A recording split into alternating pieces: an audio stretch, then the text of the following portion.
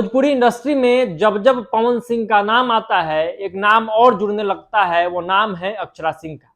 और जब जब पवन खेसारी का विवाद होता है, तब भी बीच बीच में अक्षरा सिंह की जो चर्चा है वो जरूर हो जाती है। और इस बार जब पवन सिंह और खेसारी लाल यादव एक साथ आए हैं, फोटो वायरल हुआ, उसके बाद जो तमाम चर्चा हुआ, उसमें फिर अक्षरा सिंह चर्चा में आ गई है। अक्षरा सिंह क्यों चर्चा में आई है, पूरा मुद्दा हम आपको विस्तार से बताते हैं। तब तक आप बेबाक भोजपुरी देख रहे हैं। तो भोजपुरी को चाहने वाले लोग, भोजपुरी में इंटरेस्ट रखने वाले लोग और भोजपुरी के बारे में अच्छा सोचने वाले लोग इस पेज से जरूर जुड़ जाइए, ताकि इस पर लगातार भोजपुरी पे हम लोग बात करते रहेंगे। भोजपुरी में जो अश्लीलता है उसका विरोध जारी रहेगा। साथ ही साथ भोजपुरी में जो लोग अच्छा काम कर रहे हैं, धीरे धीरे समय के साथ उन्हें प्रमोट भी किया जाएगा। तो पूरी खबर हम आपको बताते हैं। जैसे ही एक तस्वीर निकल के सामने आती है जिसमें पवन सिंह और खेसारी लाल यादव एक साथ दिखते हैं, रवि किशन दोनों को एक साथ एक मंच पे लाते हैं और दोनों की दोस्ती करवाते हैं। इसके बाद बहुत सारी चर्चाएं होती है। चर्चा ये भी होता है कि आखिर जो दोनों एक दूसरे के कट्टर दुश्मन हुआ करते थे, आज एक क्यों हो गए हैं। तो बात आती है महत्वाकांक्षा की। पवन सिंह की अपनी महत्वाकांक्षा है, तो वहीं खेसारी लाल यादव की अपनी महत्वाकांक्षा है।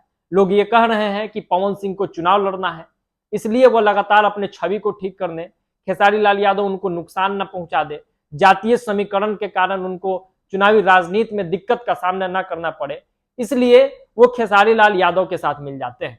तो वहीं लोग ये कह रहे हैं फिर खेसारी का क्या फायदा। तो लोग ये कह रहे हैं कि पवन सिंह जब चुनावी राजनीति में आ जाएंगे, जब सांसद बन जाएंगे, तो संभवतः वो गाना कम गाने लगेंगे, और गाएंगे भी तो हर कैटेगरी का गाना नहीं गाएंगे। तो फिर इस जंगल का एक ही शेर बच जाएगा, यानी कि भोजपुरी में पवन के जाने के बाद पूरा जो प्लॉट है वह खाली हो जाएगा और खेसारी लाल यादव उस पर अकेले कब्जा कर लेंगे और लगातार वो गाना गाएंगे। तो कहीं ना कहीं दोनों ने अपने अपने महत्वाकांक्षा के कारण एक कट्टरता को, एक दुश्मनी को कम किया है और दोनों एक मंच पे आ गए हैं। तो इससे ये कहा जा रहा है कि दोनों स्वार्थी इंसान हैं, दोनों की अपनी कोई वजूद नहीं है। छोटी सी समझौता के लिए, अपने लाभ के लिए वो किसी भी हद तक समझौता कर सकते हैं। तो दूसरी ओर एक अक्षरा सिंह है, जिनको तमाम तरह का प्रताड़ना झेलना पड़ा, गाली सुनना पड़ा, लगातार ट्रोल होती रही। कभी पवन के नाम पर उन्होंने बहुत कुछ सुना, तो कभी खेसारी के नाम पर भी उन्हें बहुत कुछ सुनने को मिला। दोनों ने उन्हें बहुत परेशान भी किया, ऐसी बातें की जाती है। लगातार उनको टॉर्चर भी किया गया तमाम तरीके से। खबरें ये भी आती थी कि उनके साथ पवन सिंह ने मारपीट भी किया था। लेकिन तमाम चीजों के बावजूद अक्षरा सिंह ने कभी समझौता नहीं किया। अक्षरा सिंह ने कभी चंद फायदों के लिए कभी अपने स्वाभिमान से समझौता नहीं किया।